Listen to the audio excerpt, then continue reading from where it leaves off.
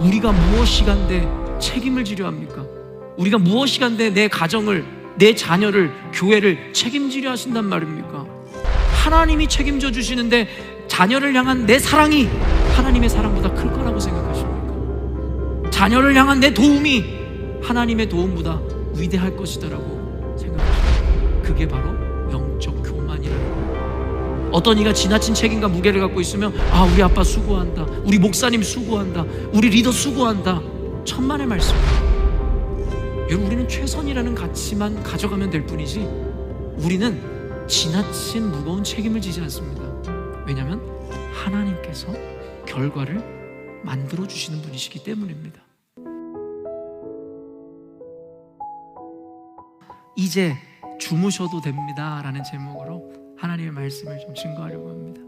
제목을 정할 때마다 목회자들 굉장히 고심하거든요. 왜냐하면 이 타이틀이 중요하잖아요. 영화 볼 때도 타이틀이 어떠냐에 따라 우리가 볼까 말까를 실제로 결정할 정도로, 그래서 이 타이틀이 주는 어떤 의미가 있기 때문에. 그런데 이제 주무셔도 됩니다, 어쩌면 어떤 목사님도 사용하지 않는 이와 같은 제목의 표현을 통해 여러분들에게 이제 예배 시간에 마음껏 주무셔도 됩니다 라는 표현이 결코 아님을 기억하시면서 이 제목이 나타내는 그 영적 의미가 무엇인지를 여러분들이 말씀을 통해서 이해하시는 시간이 되었으면 좋겠습니다. 사실은 1부 예배 때도 고백했지만 제가 1부 예배에 비해서 2부 예배 때 좀 경직되는 경향이 있어요. 사실은 저는 설교를 수백 편, 사실 수천 편 했다고 할 수 있을 정도로 경험은 풍부한데요, 여전히도 예배 앞에 서서 말씀을 전한다는 건 여전히도 부담이고 조금 어떻게 보면 두려움도 분명히 있는 것 같습니다. 그러다 보니까 1부 예배가 요즘에는 저한테는 더 편안하고, 그러다 보니 말씀이 더 자연스럽게 전해진다라는 생각이 들었어요. 그래서 2부 예배 때에도 좀 자연스럽게 편안하게 그 말씀을 전할 수 있어야겠다라는 생각이 들었는데, 아니나 다를까 하나님께서 어떻게 보면 강제로 주신 은혜일까요? 지난주에 제가 묵상하고 준비한 말씀을 오늘 아침에 갑자기 그 말씀의 내용과 묵상을 좀 틀으시는 일들을 허락하셨어요. 그러다 보니까 준비했던 원고와는 거의 80% 정도가 수정된 어떤 그 마음들을 원고 없이 이렇게 좀 전해 주어야 되는 상황이 되어서 어떻게 보면 강제적으로 편안하게 여러분들에게 말씀을 전할 수 있는 오늘이 되지 않을까라는 생각이 듭니다. 그래서 우리 경화자매, 통역하는 우리 경화자매에게 준 원고랑 너무 달라서 우리 경화자매가 오늘 많이 당혹스럽겠으나 성령께서 저를 도우시고 또 우리 경화자매를 도우셔서 그 말씀이 온전하게 전달되어지시기를 또 주님의 이름으로 축복합니다. 어떤 개념이냐면 오늘 시편 127편은 솔로몬이 작시한 시입니다. 그리고 이 말씀의 이 표제어를 보면 아시겠지만 곧 성전에 올라가는 노래, 그러니까 이 의미가 무엇이냐면 유대인들이 각 지역에서 모여서 성전을 바라보며 나아가며 하나님께 올려드리는 이 고백을 의미하는 것입니다. 그러다 보니까 저는 솔로몬 하면 떠오르는 것이 있어요. 솔로몬 하면 여러분 떠오르는 게 참 많이 있겠지만 저는 솔로몬의 업적 가운데 첫 번째 기억나는 게 뭐냐면 바로 성전 건축입니다. 최초의 이스라엘의 성전을 건축했어요.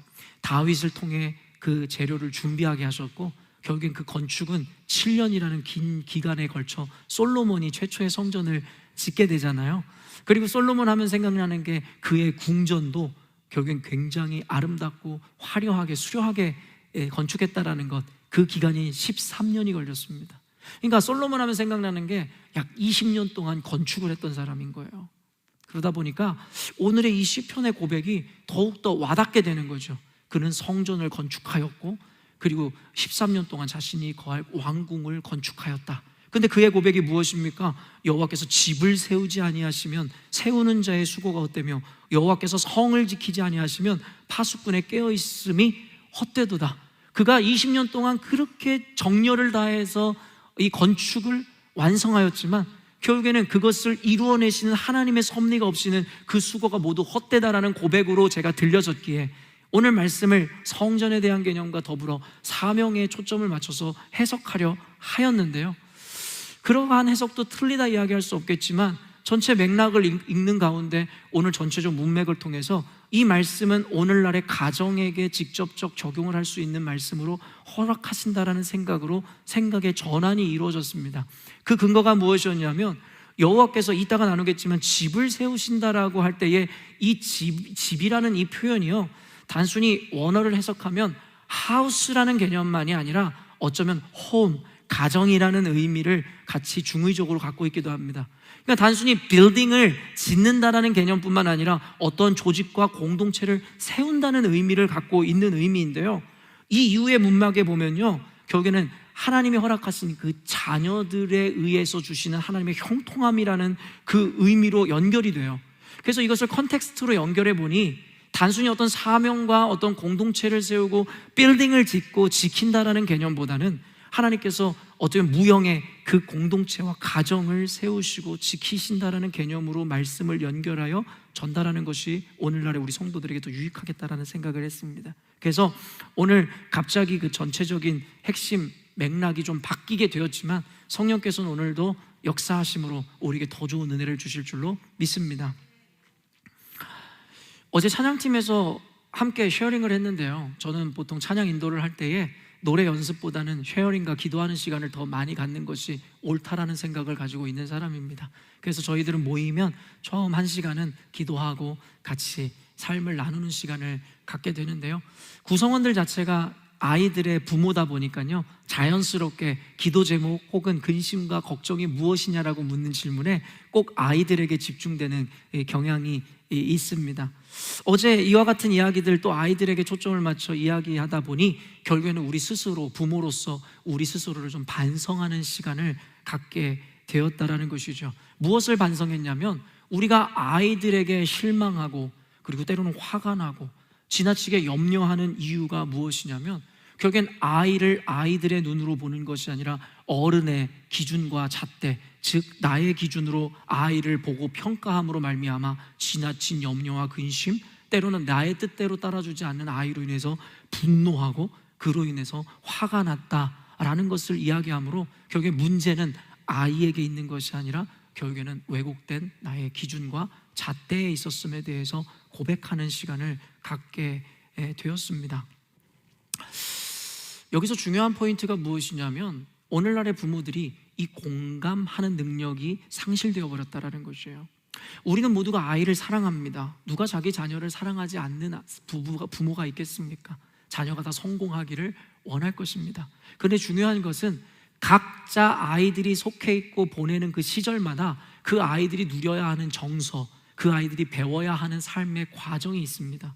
그런데 그 과정을 이미 이겨내고 살아온 어른들은 아이들에게 애둘러 그 과정을 겪게 하지 않기 위해서인지는 모르겠으나, 본능적인 것이든 의도적인 것이든 내가 배운 것, 내가 아는 것, 내가 경험한 것, 그리고 그 완성된 잣대를 통해 아이에게 계속해서 무언가를 주입하고 그리고 교육하려 하더라는 것이죠. 거기에서부터 불행은 시작되는 것입니다. 아까도 이야기했지만 아이는 아이일 뿐이고 아직 어른이 되지 않았습니다. 언젠가도 여러분에게 이야기했지만 아이는 원래 거짓말을 하는 존재입니다. 왜냐하면 아이들은 이기적이기 때문이에요.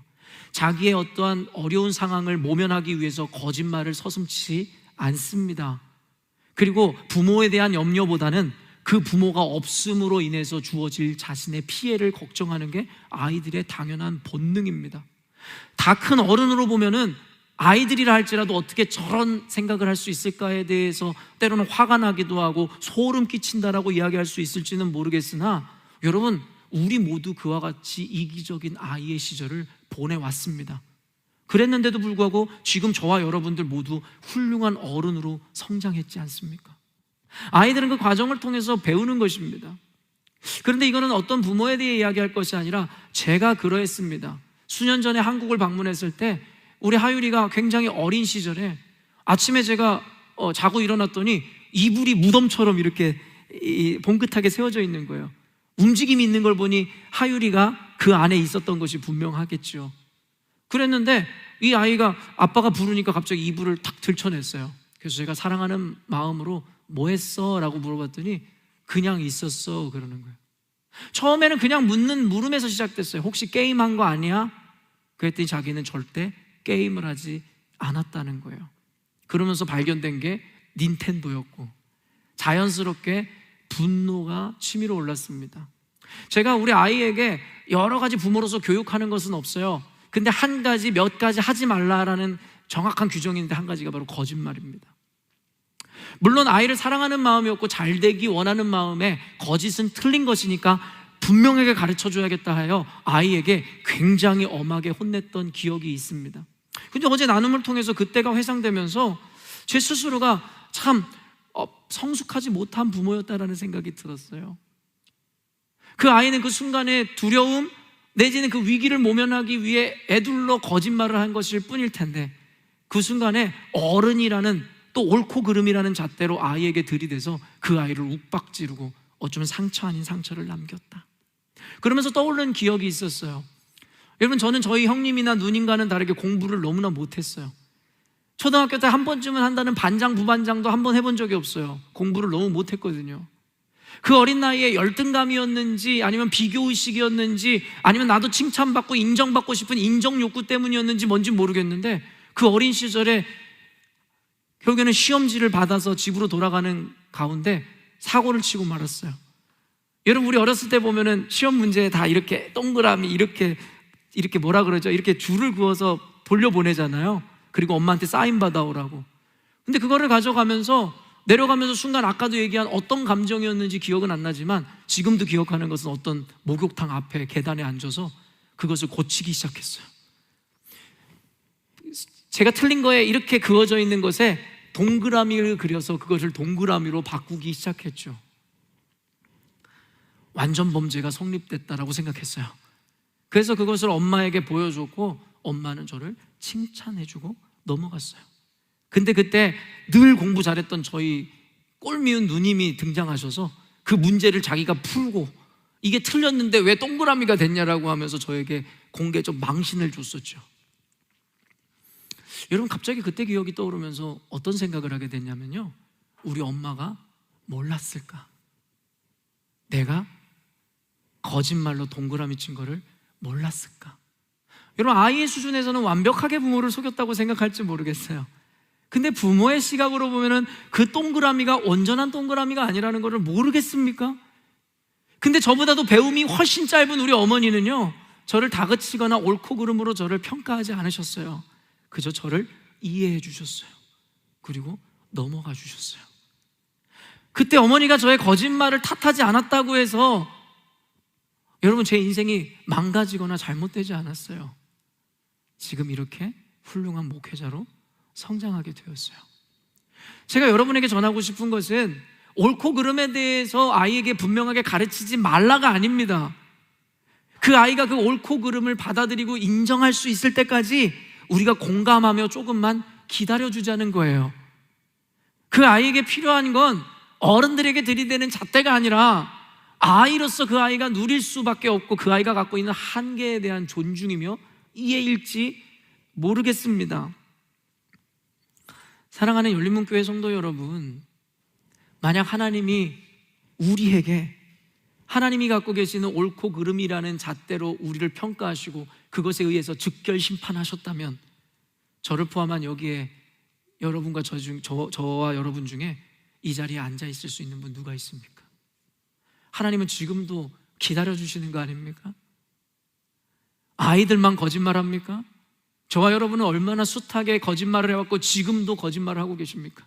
하나님, 제가 이제는 이렇게 살겠습니다. 제가 다시는 하나님 이로 인해서 절망하거나 낙심하지 않겠습니다. 하나님, 내가 이제는 주님을 위해 이렇게 드리고 이러한 삶을 살겠습니다. 수도 없이 하나님께 서약을 하고 맹세를 하였지만 오늘도 하나님을 속이는 삶을 살아가고 있죠. 아이들, 제가 어렸을 때 엄마를 완전하게 속였다라고 생각했지만 엄마는 알고 있었어요. 우리는 하나님도 속였는 줄 알지 모르겠지만 안타깝게 하나님의 비극이 뭔지 아십니까? 우리의 심중까지도 꿰뚫어 보신다는 거예요. 사람은 속일 수 있는데 하나님을 속일 수가 없어요. 하나님, 우리의 마음을 꿰뚫어 보세요. 여러분의 자녀들이 여러분의 마음에, 여러분의 가슴에 비수를 꽂은 것이 아니라 우리는 지금도 수도 없이 그 아신 하나님을 십자가에 수도 없이 못 받고 있음에 대해서 왜 모르시냐라는 거예요. 하나님이요, 우리의 연약함을 공감해 주셨어요. 그리고 이해해 주셨어요. 그래서 기다려 주시는 거예요. 그런데 왜 우리는 우리 자녀들을 못 기다려 주겠냐라는 거예요. 근데 이것은 단순히 자녀들과의 관계에 대한 이야기가 아닙니다. 가정에 대한 이야기입니다.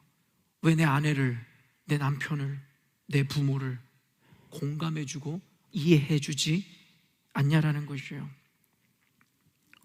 여러분, 갈수록 세상과 시대는 삭막해지고 이기주의화 되어지고 있음을 여러분 너무나도 잘 아실 것입니다.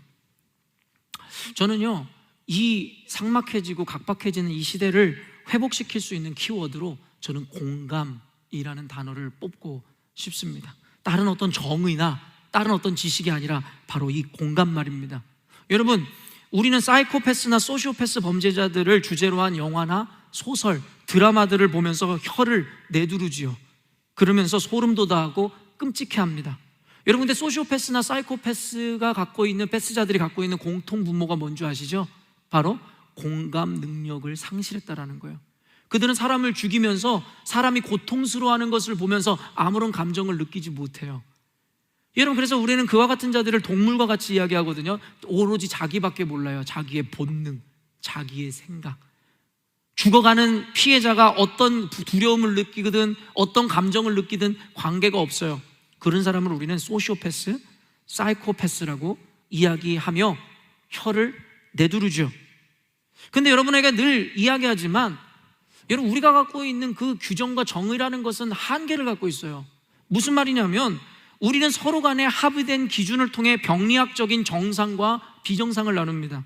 제가 늘 이야기하지만 저는 모든 인간들이 다 정신병자라고 생각합니다. 정신질환자라고 생각한다고요. 각자가 저마다 다른 멘털 디지즈를 갖고 있다라고 저는 규정합니다. 다만 아까도 얘기했지만 병리학적으로 서로가 합의된 어떤 기준에 따라 그것에 도달한 사람을 우리는 정신병자, 그것에 약간 미치지 못하는 자는 정상인으로 분류하는 것이겠죠. 그러나 여러분에게 이해하기 쉽게 제가 늘 설명하지만, 여러분 IQ 100이 정상을 가늠하는 기준이라고 칩시다.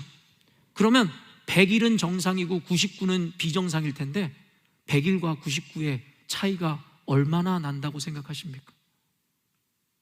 여러분, 우리는 모두 정상인이라고 이야기하지만 제가 볼 땐 우리도 병자입니다. 특별히 사이코패스나 소시오패스자들을 보면서 혀를 내두르고 소름 끼친다고 이야기하지만 그들이 갖고 있는 공감 능력의 상실은 그들만의 문제가 아니라 바로 저와 여러분의 문제일 수도 있다는 거예요. 크고 작음의 차이일 뿐이지 결국엔 우리 역시도 공감 능력을 갖고 있지 못하다면 결국엔 그들이 사회를 파괴하듯이 우리도 교회를 파괴하고 가정을 파괴하는 자들이 될 수 있다라는 것입니다. 소시오패스나 사이코패스 범죄자들이 공감 능력이 없어서 그들을 보면서 소름 돋아하면서 내가 공감 능력이 없는 것에 대해서는 아무것도 아닌 것처럼 치부하는 것, 그것을 우리는 내로남불이라고 할 수 있지 않겠습니까? 저는 이 공감 능력의 상실로 인해서 세상이, 그리고 이 시대가 삭막해지는 것은 아닌가라는 생각을 합니다. 참 재밌는 여러분 어떤 조사 결과가 있는데요, 오늘날의 시대는 인권에 대한 인식과 서로 간의 존중이 강조되면서 세상에서 야만적이고 폭력적인 일들이 굉장히 많이 감소됐다라고 이야기합니다. 물론 어떤 분들은 요즘에 러시아에서 일어나는 참혹한 전쟁, 그리고 뭐 중동에서 탈레반이라든가 러시아 군인들이 우크라이나 그 외의 사람들에게 저질렀던 그 만행들을 보면서 뭐가 야만적이고 폭력적인 게 멈춰졌다는 거야 라는 생각을 하시는 분이 계실지 모르겠지만, 고대로부터 여러분 지금까지 생각해 보세요. 여러분, 예전에는 사람을 얼마나 잔인하게 고문하고 죽였는지 그 고대의 사형틀만 봐도 알잖아요. 칼로 찔러 죽이거나 총으로 쏴 죽이는 건 도리어 고마워해야 하는 일일지도 모른다라는 생각이 들 정도로, 이런 심지어 여러분 크루세이드 아시죠? 십자군 전쟁. 그때 그리스도인들이 하나님의 영광을 결국에는 앞세워서 무슬림들에게 저질렀었던 그 참혹한 광경들 여러분 알고 계시나요?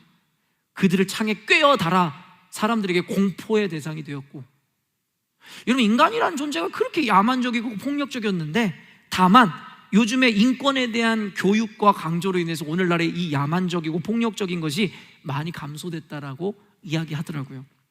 그런데 놀랍게도 어떤 통계가 있는지 아세요? 가정에서의 폭언과 폭력, 그리고 이로 인한 가정의 해체는 갈수록 급속도로 늘어나고 있다는 거예요. 이게 뭔가 모순적인 것 같아요. 사회적으로는 폭력과 야만적인 행동이 사라지는데 왜 가정에선 이와 같은 일들이 더 늘어나고 있느냐라는 거예요. 그로 인해서 왜 가정의 해체가 급속도로 빨라지고 있냐라는 것이죠. 이유는 단순합니다. 사회에서는 사람을 속이고 가면을 쓸 수 있는데요, 가정에서는 가면을 쓰지 못하고 가장 본능적으로 살아가는 우리이기 때문입니다. 사람과 사람 사이에는 자신의 마음에 있는 야만성이나 본능을 가려울 수 있는데, 가정이라는 존재에서는 여러분 숨길 수가 없는 것이죠. 그러다 보니까 너무나도 자연스럽게 세상으로부터 참아왔었던 것을 가정에서 모두 쏟아내게 된다라는 거예요. 여러분, 이와 같은 이유가 무엇이냐라고 저에게 묻는다면 저는 간단하게 이렇게 답을 내리고 싶습니다. 바로 공감 능력의 상실, 서로의 입장에 대한 공감을 해주지 못한다라는 거예요. 저는 사실 오늘 설교를 준비하면서 가정에 대한 메시지로 전환과 동시에 특별히 오늘날에 외롭게 많은 책임과 무거움을 갖고 있는 가장들에게 전하는 메시지라고 부제목을 붙이고 싶었습니다. 오늘은 특별히 남성들에게 좀 더 무게를 두고 전달하는 메시지라는 생각이 들었어요. 어느 때는 또 여성들에게 더 무게를 두는 메시지가 있거든요. 다만 하나님의 메시지는 어떤 누군가에게뿐만 아니라 모두에게 주시는 메시지겠으나, 가정에서 결국에는 가장의 책임감을 가지고 살아가는 남성분들에게 오늘은 더 많은 울림이 있는 메시지일 것이다라는 생각이 듭니다. 여러분, 왜 가정이 해체되어지고 가정에서 폭력이 일어나는가? 그것은 바로 공감 능력을 상실해버렸기 때문입니다. 부부간의 폭력, 자녀, 부모 간의 폭력, 그 이유가 무엇이에요? 남편은 아내를 공감해주고 이해해주지 못하고 아내는 남편을 이해해주지 못합니다. 남자들이 흔히 하는 이야기, 저 역시도 우리 아버지에게 수도 없이 들어왔습니다. 무슨 말이냐면 집에 들어와서 아내에게 당신이 하는 일이 뭐가 있냐라는 거. 내가 밖에서 쎄 빠지게 가족을 위해서 고생할 때에 당신이 한 일이 뭐가 있냐라고 하면서 철저하게 여성을 무시해버리죠. 그런데 어떤 여성들은 뭐라고 이야기합니까? 오늘도 수고하고 세상과 싸워서 너무나 지쳐있는 남편한테 당신 다른 일도 더 알아볼 수 없어? 다음에 우리의 학비가 지금 더 늘어났는데. 그 남편에 대한 위로나 공감보다는 자신의 필요나 기준으로 인해서 서로에게 요구하고 강요할 뿐이죠. 당신이 아는 게 뭐가 있는데, 혹은 당신 이것밖에 안 돼? 여러분, 우리 아이들에게는 무엇라고 이야기합니까? 아이들의 그 상황이나 아이들이 느낄 그 두려움의 크기는 어른이 느끼는 것과 다르단 말이에요. 너는 별것도 아닌 이런 거 가지고 왜 그러냐라고 이야기하고, 넌 이것도 이겨내지 못하느냐고. 우리는 과거에 이겨냈습니까? 우리는 자녀들로서 부모의 그 고생을 죽었다 깨나도 이해하지 못하잖아요. 부모의 사랑을, 제가 그 수십 년 전에 어렸을 때 내가 거짓말을 하고 넘어갔었던 그 어머니의 사랑을 이제야 깨닫습니다. 엄마가 속았던 게 아니었구나, 속아줬던 거구나, 나를 이해해줬던 거구나. 나이 40이 넘어서야 그때 어머니의 마음을 깨닫는다고요. 이처럼 인간이란 존재가 죄성으로 말미암아 이기적이에요. 나밖에 모르고 저 사람이 해치고 나왔을 오늘의 어려움들과 고통에 대해서는 조금도 공감하지 못한다는 거죠. 그러니까 가정이 해체되는 것입니다. 그러니까 교회가 해체되는 것이에요. 목회자가 쥐고 있는 그 책임감의 무게, 목회자는 맨날 놀러 다니는 것 같고 자기 멋대로 하는 것 같고, 그 마음을 알지 못하니 공감해 주기보다는 비판하는 것이요. 목회자도 마찬가지입니다.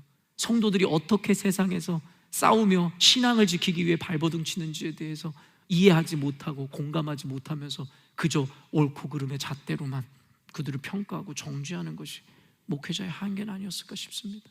저에 대한 반성입니다. 그러니 가정이 해체되고 교회가 해체되고 사회가 붕괴되는 것이 당연한 것 아니겠습니까?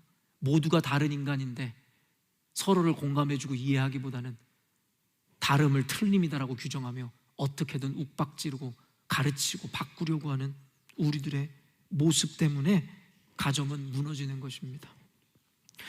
성숙한 그리스도인일수록, 성경을 많이 본 사람일수록 남에게 책임 전가하지 않습니다. 왜냐하면 성경을 읽으면 읽을수록 모든 것이 내 탓임을 알기 때문입니다. 내 자녀 교육이 잘못된 것은 내 아내 탓이 아닙니다. 내 남편 탓이 아닙니다. 가정이 해체됨은 자녀 탓이 아닙니다. 부모 탓이 아닙니다. 내 탓입니다. 언젠가도 소개했었던 르네 지라르라는 여러분 학자를 알고 계시죠?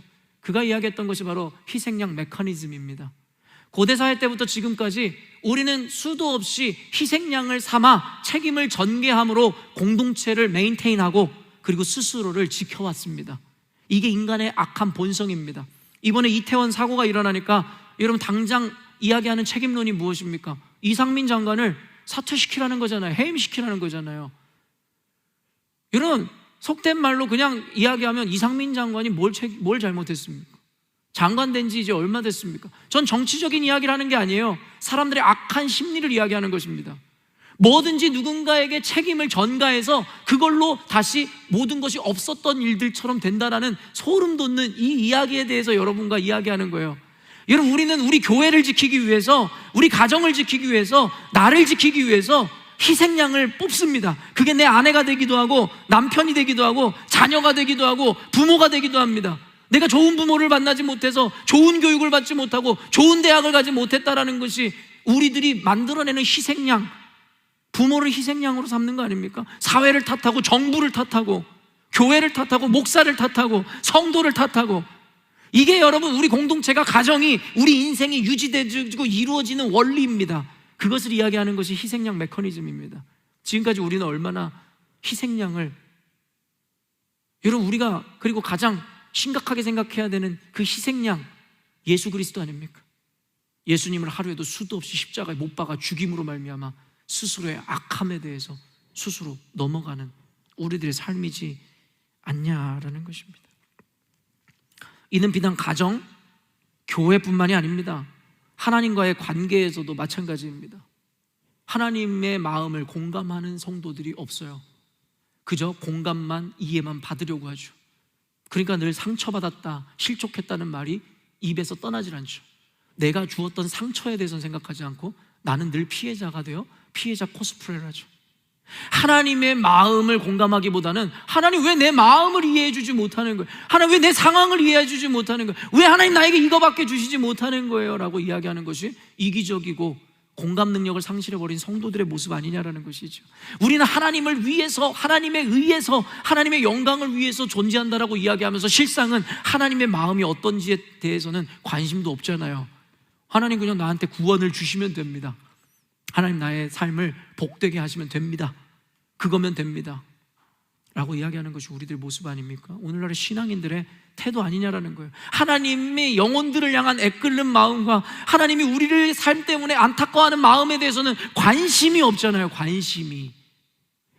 사실은 오늘 설교가요, 사명, 요즘에 우리 교회에 계속 전달되어지고 있는 이 사명과 연결하려고 그랬어요. 왜냐하면 성경을 여러분 많이 읽고 공부하고 묵상한 사람들은 늘 한 가지 목적을 발견할 수밖에 없어요. 그게 바로 사명입니다.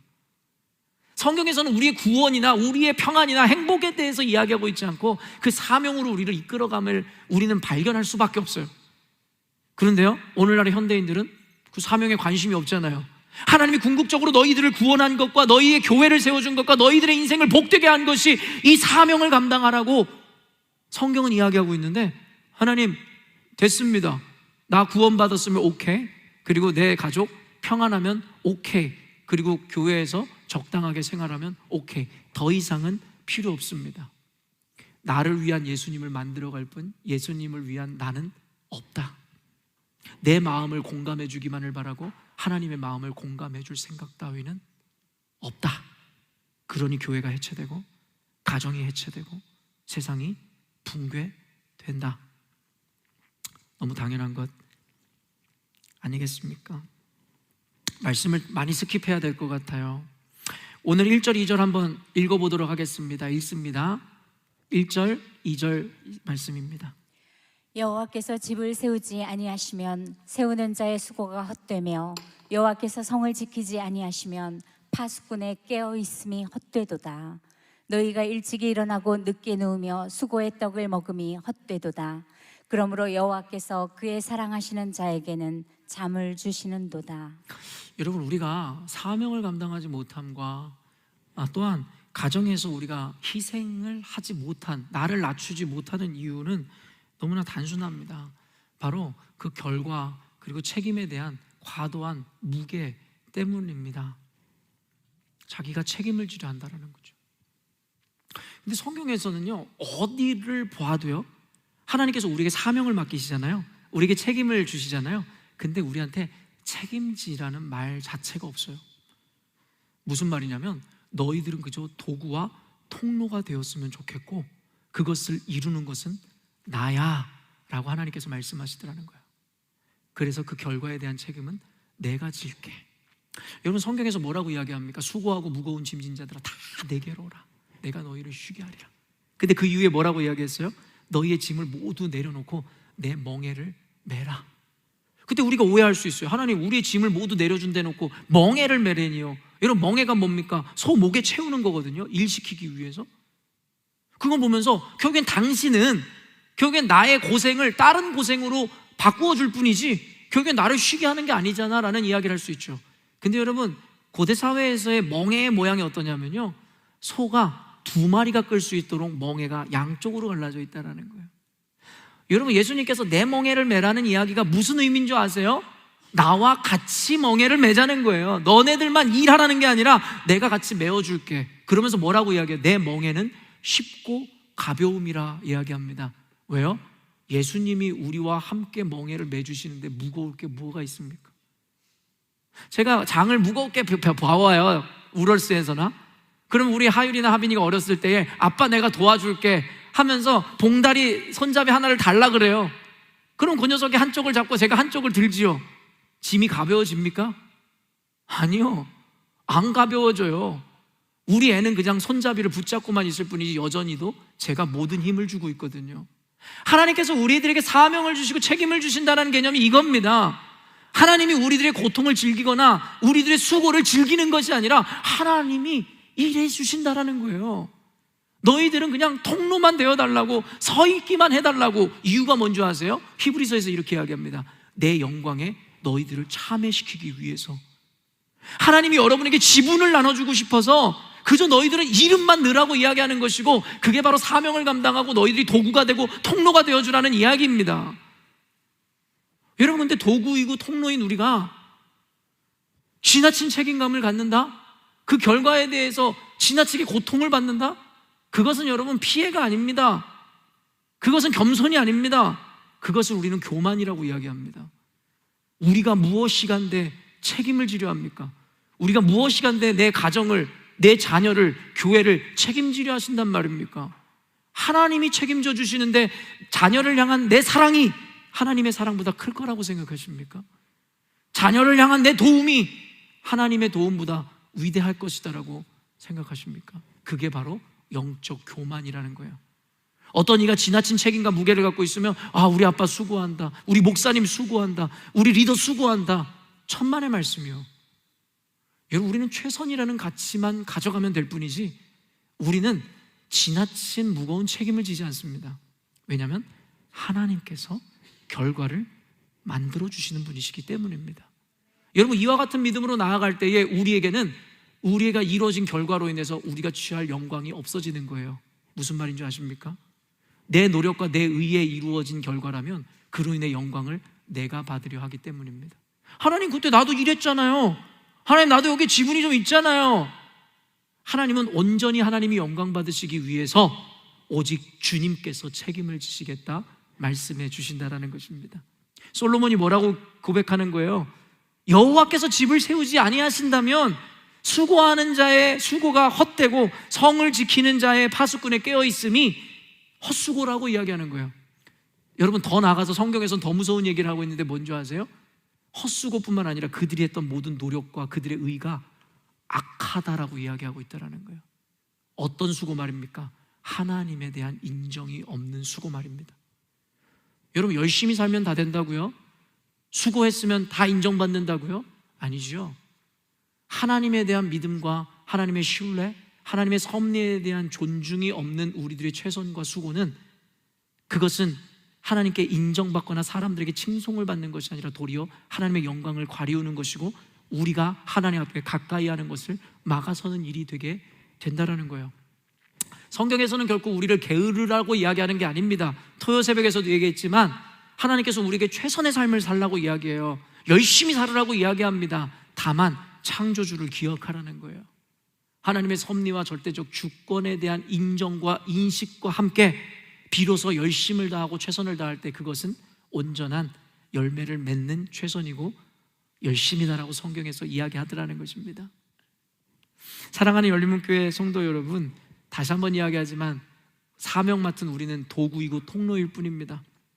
우리 아버지는 미장 일 하셨거든요, 평생을. 여러분, 미장이 멋진 건축물을 지어내기 위해서는요 수많은 도구를 사용합니다. 근데 아주 훌륭하고 멋진 건축물을 만들어내고 나서 칭찬과 칭송 그리고 영광은 누가 받는 줄 아십니까? 결국에는 건축가인 우리 아버지가 받습니다. 여러분, 그런데요, 집을 짓기 위해서는 도구가 필요하지요. 하나님의 사명을 완수하기 위해서는 저와 여러분이라는 도구와 통로가 필요합니다. 하나님께서 그렇게 작정하셨으니까요. 다만 우리를 통해서 하나님께서 집을 완성하신 이후에 영광과 존귀와 찬송은 오직 건축자이신 하나님만 받으시는 거예요. 우리는 빛도 이름도 없이 사라져야 됩니다.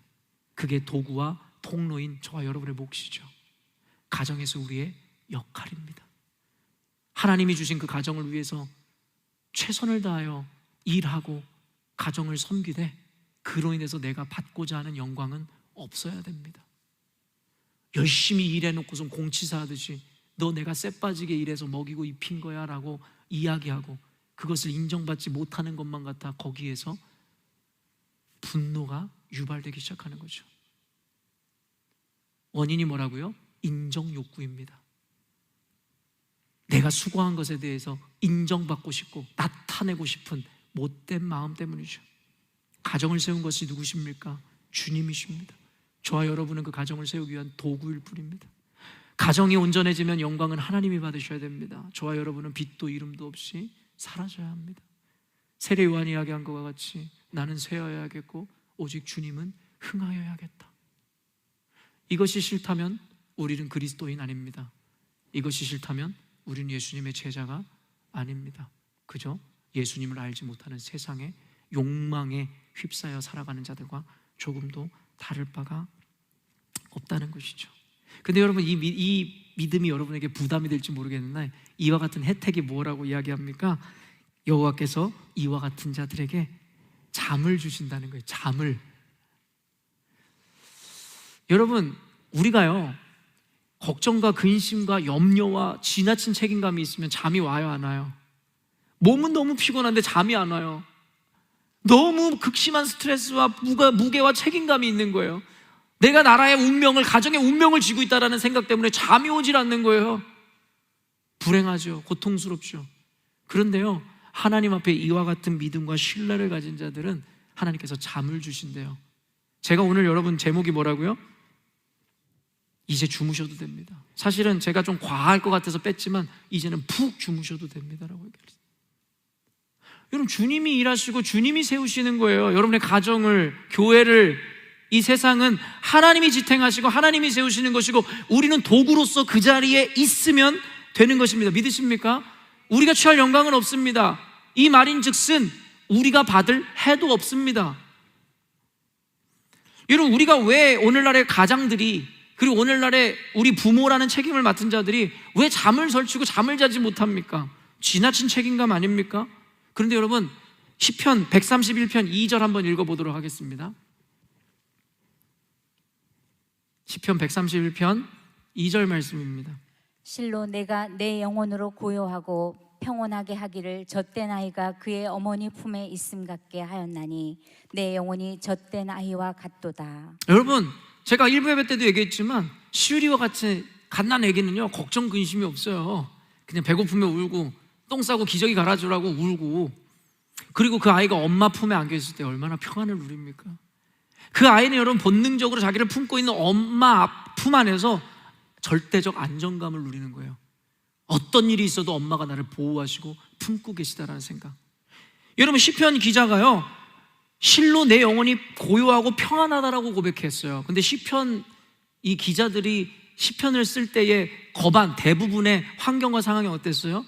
도망쳐 다니거나 죽음의 위협에 있거나 수렁에 빠져 있거나, 우리가 처한 환경과는 비교할 수 없는 고통 가운데 빠져 있고 죽음의 위협 가운데 있었어요. 근데 시편 기자가 뭐래요? 내 영혼이 고요하고 평안하기를 젖된 아이가 그의 어미 품에 있음과 같이 내 영혼이 젖된 아이와 같이 평안하다라고 이야기합니다. 이게 바로 그리스도인들이 누리는 평강이라는 것이에요.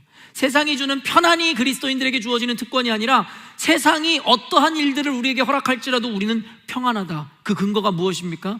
바로 하나님 품에 하나님의 절대적인 주권과 섭리를 인정하고 받아낼 때에 하나님이 내 자녀를 키우고 하나님이 내 가정을 세우고 주님께서 우리 교회를 책임진다, 하나님께서 국가를 세우신다라는 믿음이 있을 때 우리는 평안을 누릴 수 있다는 것입니다. 죽음도 그리고 그 어떠한 좌절도 우리를 꺾을 수 없다라고 성경에서 이야기하더라는 것입니다. 사랑하는 열린문교회 성도 여러분, 열심과 최선을 다해 살아가십시오. 거룩한 책임을, 부담을 가지고 살아가십시오. 그러나 주님을 전적으로 신뢰함, 주님이 세우신다라는 전적인 주권에 대한 확신을 갖고 살아가신다면 여러분은 어떠한 환경과 상황 가운데서도 그 평안을 누리게 되실 것입니다. 첫 번째, 주님 앞에 이와 같은 믿음으로 살아가는 자들, 하나님의 마음을 공감하여 또 주님이 세우시는 그 일에 대하여 확신하여 살아가는 자들에게 주어지는 첫 번째 은혜가 평안이었습니다. 그리고 마지막으로 두 번째, 그것이 이것인데요, 바로 성과를 내어주신다라는 거예요. 여러분, 많은 분들한테 제가 좀 조바심에 아직 여러분들에게 좀 엄하고 단호한 말씀을 가르칩니다. 무슨 말이냐면 다니엘과 세 친구의 고백의 그 말씀의 기조로 여러분들에게 말씀을 전해요. 무슨 말이냐면 다니엘과 세 친구가 풀무불에 들어가 죽음의 위협 가운데 있을 때에 그들이 고백한 것이 이것이에요. 하나님께서 우리를 반드시 구하시고 지키실 것입니다. 여러분, 그런데 그 이후에 이어지는 고백이 뭐예요? 그리 아니하실지라도. 저는 지금 여러분들에게 이 그리 아니하실지라도라는 개념의 믿음을 가르치고 있어요. 왜냐하면 여러분이 실망하시거나 여러분이 잘못된 기복적 신앙에 빠지실까 봐 그래요.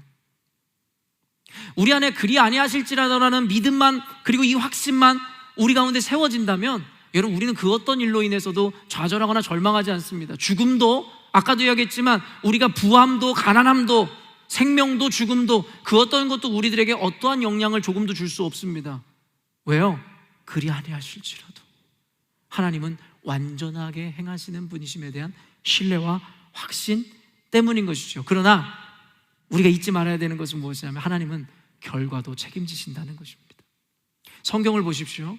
하나님의 뜻대로 살아가는 자들의 삶을 주님께서는 무조건 형통케 하십니다. 믿으십니까? 하나님께서는 성과도 내어주신다는 거예요. 물론 일반적이지 않게 특별한 은혜에 의해서 어떤 이들에게는 특별히 고난당하고 가난과 죽음을 허락하시는 경우도 있습니다. 주의 영광을 드러내기 위한 도구로서 그들을 사용해 주심도 감사한 일이겠죠.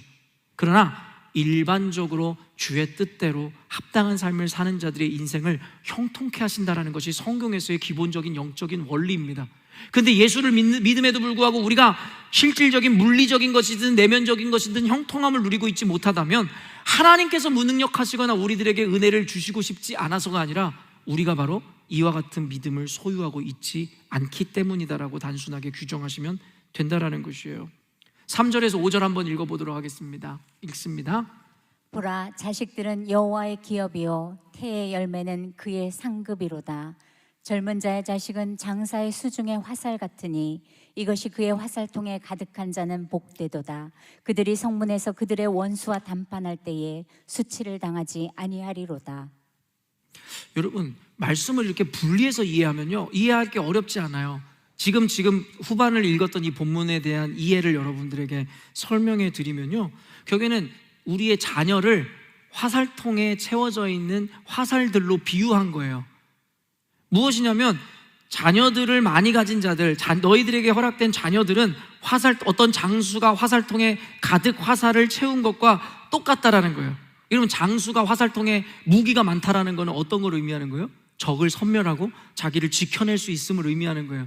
요즘에 우크라이나랑 러시아의 전쟁 가운데 우크라이나가 전문가들의 예상과는 다르게 이제는 오히려 전세를 역전할 수 있었던 이유가 뭐였어요? 유럽과 미국에서 끊임없이 무기를 공급해 주기 때문이에요.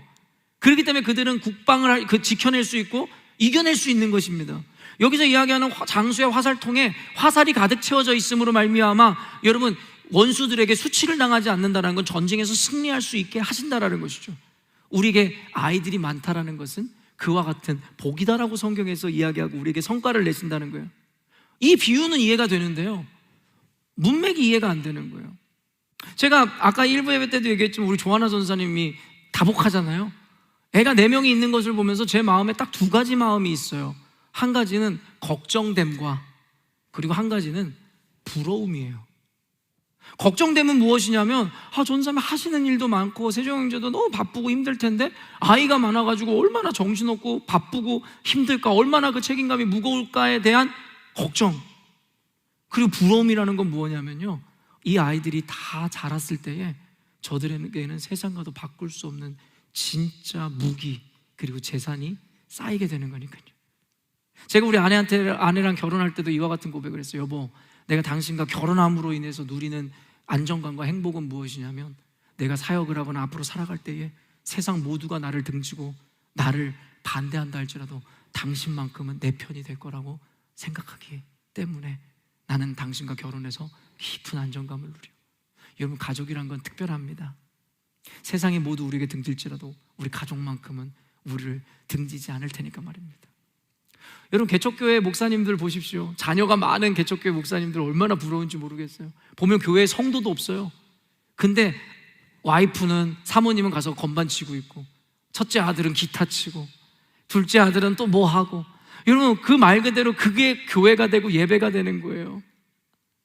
제가 여러분, 우리 형님의 장례를 딱 치렀을 때도요, 그런 생각이 들었어요. 우리 형님 장례를 치르는데 제 나이가 30이었어요. 30이면 뭘 아는 나이입니까? 우리 부모님은 장남을 급작스러운 사고로 잃어버리니까 멘붕 상태였어요. 아무것도 할 수 없는 무기력한 상태이고, 이젠 장남이 된 내가 뭔가를 해야 되는데 이제 갓 결혼한 30살짜리가 뭘 알아요? 장례를 어떻게 주도합니까? 뭘 해야 되는지도 모르는데요. 그때 저희 누님이 제 곁에 있다는 게 저한테 그렇게 깊은 안심이 되더라고요. 나와 같이 이 마음을 나눌 수 있는. 여러분, 친구들이 아무리 많아도요, 그냥 두영아 참 안타깝다, 너무 속상하다, 기도할게 하고 돌아가면 그만입니다. 내 이 마음을 공감해 줄 수 있는 건 가족밖에 없더라고요. 가족이 많다라는 것이 얼마나 축복인지 모르겠어요. 오늘 본문에서는 그와 같은 자녀들의 이 존재, 그 귀함에 대해서 이야기해요. 1부 예배 때는 우리 조회 하나밖에 안 둔 우리 전도사님이 좀 안쓰럽기도 하고, 우리 여기 1부 예배 때 우리 문길이 혼자밖에 없어서 안쓰럽기도 하지만, 그러나 우리에겐 또 가족 공동체를 하나님께서 엮어주심으로 우리에게 영원히 서로에게 자녀들이 되어주고 부모가 되어주니까 이 또한 또 은혜라는 생각을 해보게 됩니다. 그런데 이 2가지 말씀을 따로 띄워놓고 보면 이해가 되는데, 이게 왜 연결이 되냐는 거예요. 갑자기 파수꾼과 집을 짓는 자들 잠을 주신다다가 이 말씀을 컨텍스트로 연결하기 위해서 3절을 이해해야 되는데요, 3절 말씀 읽어보도록 하겠습니다. 보라, 자식들은 여호와의 기업이요 태의 열매는 그의 상급이로다. 사실 이 말씀만 봐도 무슨 말인지 이해가 안 되잖아요. 쉬운 말 성경으로 준비했습니다. 읽어보겠습니다. 스라의 자식들은 주께서 주신 선물이요 모태의 열매는 주께서 주신 상급이다. 여러분, 무슨 말인지 이해가 되시나요? 전쟁에서 승리할 수 있는 그 화살통의 화살과 같은 너희들의 자녀들의 존재는 하나님이 주신 축복일 것인데, 그 모든 것이 바로 하나님이 주시고 허락하신 것이라는 거예요. 여러분, 자녀들이든 아니면 내가 소유한 재정이든 그 모든 것이 나의 것이 없습니다. 하나님께서 주신 것이에요. 그리고 하나님의 소유됨과 하나님의 주심이라는 것을 인정하는 자들에게는 승리라는 성과가 주어진다라는 것을 의미하는 거예요. 하나님의 수고로 인해서 하나님은 우리들을 평안을 주시기도 하지만, 하나님이 주신 선물, 그것을 인정하는 자들에게 비로소 승리도 허락하신다는 거예요.